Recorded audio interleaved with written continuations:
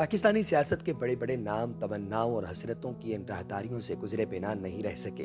तो आइए आज हम आपको पाकिस्तानी हुक्मरानों की ज़ात से जुड़े ऐसे ही बाज़ स्कैंडल्स के बारे में बताते हैं और साथ ही साथ उनके मुआशरों और खुफिया शादियों के बारे में भी बताएंगे। नंबर 1, जुल्फ़िकार अली भुट्टो और मधुबाला। मधुबाला के बारे में कौन नहीं जानता होगा।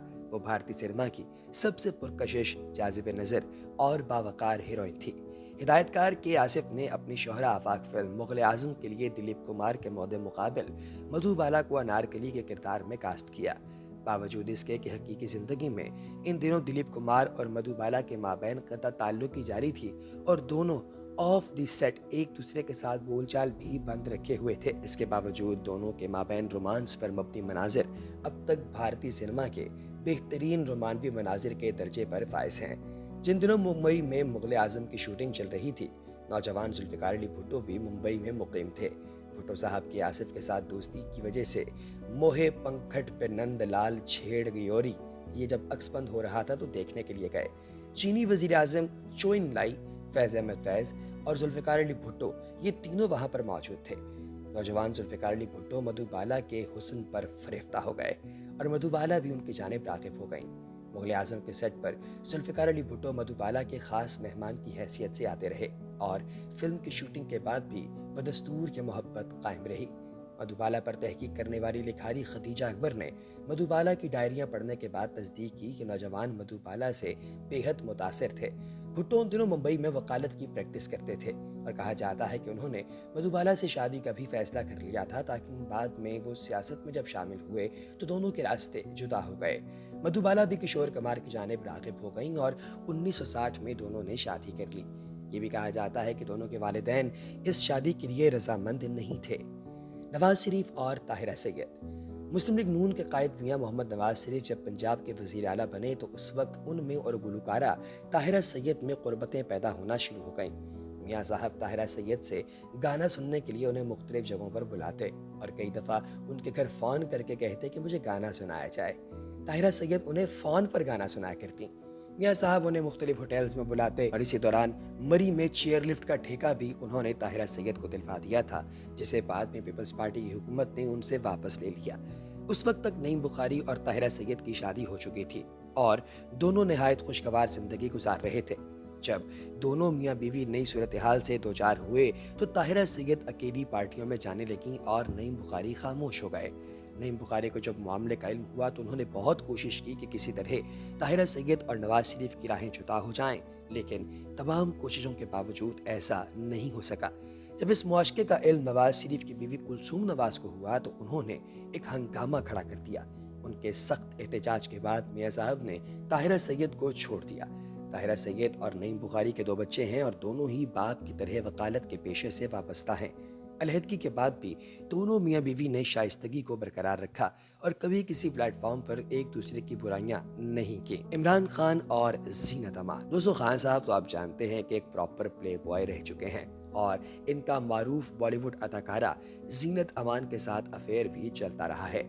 जीनत अमान भारतीय सिनेमा की नामवर हीरोइन थी और उन्होंने 70 की दहाई में बहुत सी कामयाब फिल्मों में यादगार किरदार अदा किए।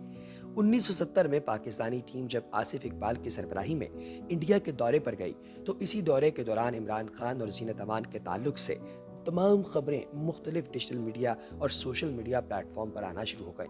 कहा जाता है कि इमरान खान ने अपनी 27वीं सालगिरह होटल के कमरे में अदाकारा जीनत अमान के साथ मनाई।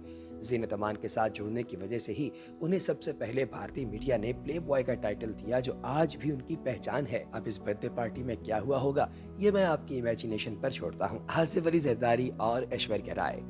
साबिक सदर पाकिस्तान आसिफ अली जरदारी साबिक मिस वर्ल्ड ऐश्वर्या राय के बहुत बड़े परस्तार हैं। सियासी तज्जिया निगार शाहिद मसूद ने यह खबर दी थी कि जब जरदारी मुल्क के सदर थे तो उन्होंने ऐश्वर्या राय को खुसूसी तैयारे के जरिए एक परफॉर्मेंस के लिए भारत से पाकिस्तान बुलाने का इंतजाम किया और कमोबेश 28 करोड़ रुपए की ऑफर की। कहा जाता है कि ये पेशकश इतनी पुरकशिश थी कि ऐश्वर्या राय इनकार नहीं कर सकें और बखुशी आसिफ जरदारी की निजी महफिल में परफॉर्म करने पर राजी हो गईं। ये भी कहा जाता है कि इस कहानी में एक झोल है। اپنے دعوے میں دو متضاد باتیں شاہد مسعود صاحب کر رہے ہیں کہ پہلی یہ کہ جب ایشوریا پاکستان آئیں تب ان کی شادی نہیں ہوئی تھی، اور دوسری یہ کہ انہیں زرداری نے اس وقت بلایا جب وہ ملک کے صدر تھے۔ تو دوستو، اب ایشوریا کی شادی ابھیشیک سے جنوری 2007 میں ہوئی تھی، جبکہ زرداری 2008 میں صدر بنے۔ اس تضاد کے باعث یہ طے کرنا مشکل ہے کہ کہاں شاہد مسعود کی زبان پھسل گئی اور کہاں ان کا دعویٰ درست ہے۔ شیخ رشید اور اداکارہ ریما۔ 1960 کی دہائی میں جب شیخ رشید وزیر ثقافت تھے تو مشہور ہو گیا کہ ان کے اور فلمی اداکارہ ریما کے مابین تعلقات قائم ہو گئے ہیں۔